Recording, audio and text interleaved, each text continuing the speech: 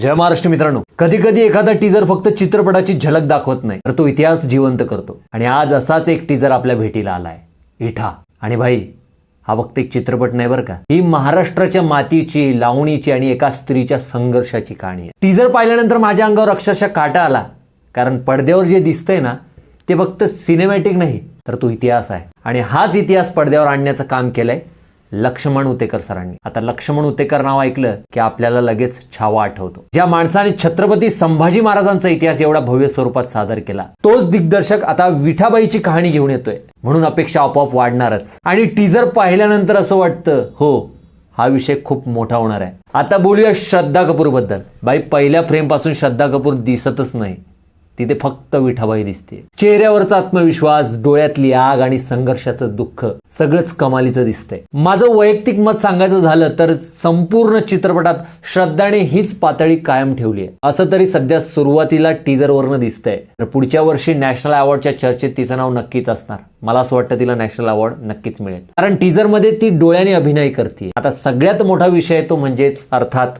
Ajay Atul sir. भाऊ, अजय अतुल म्हटलं ना की अर्धा चित्रपट तिथेच जिंकलेला असतो, कारण ते जे काय म्युझिक असतं आणि त्यातल्या त्यात ती लावणी. म्युझिक सुरू होतं आणि अंगावर काय काय बोलू राव तुमच्यासाठी यार. अजय अतुल म्हटल्यानंतर हॅट्स ऑफ. त्यांच्या संगीतामध्ये एवढे महाराष्ट्राची माती दिसतीये, भावना आहेत आणि आत्मा सुद्धा असा झलकतो. म्हणून या चित्रपटाचं म्युझिक पण खूप भारी आणि जबरदस्त असणार आहे. त्याचबरोबर मॅडॉक फिल्मचं प्रोडक्शन व्हॅल्यू आणि जे सिनेमॅटोग्राफीचे शॉट दिसत आहे ना भाई, ते प्रत्येक पोस्टर सारखं वाटतंय, भव्य दिव्य वाटतं. त्याचं कलर ग्रेडिंग असेल, लाइटिंग असेल, आर्ट डिरेक्शन असेल, सगळं आंतरराष्ट्रीय दर्जाचं दिसतंय, म्हणजे भारी, एक नंबर.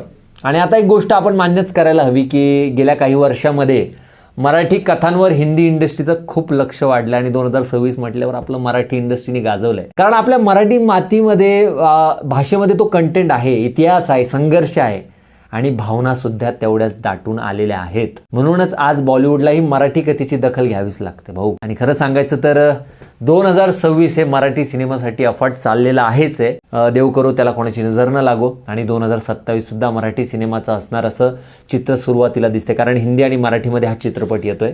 कारण कंटेंटच्या बाबतीत मराठी इंडस्ट्री कोणापेक्षाही कमी नाहीये. खरं तर उलट अनेकदा मोठ्या बजेटच्या हिंदी चित्रपटांपेक्षा आपलं मराठी कथा जास्त प्रभावी असतात.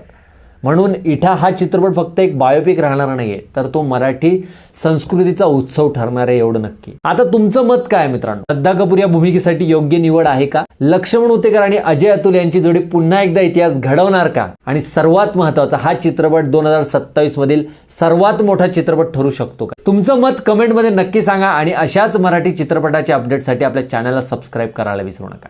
जय महाराष्ट्र.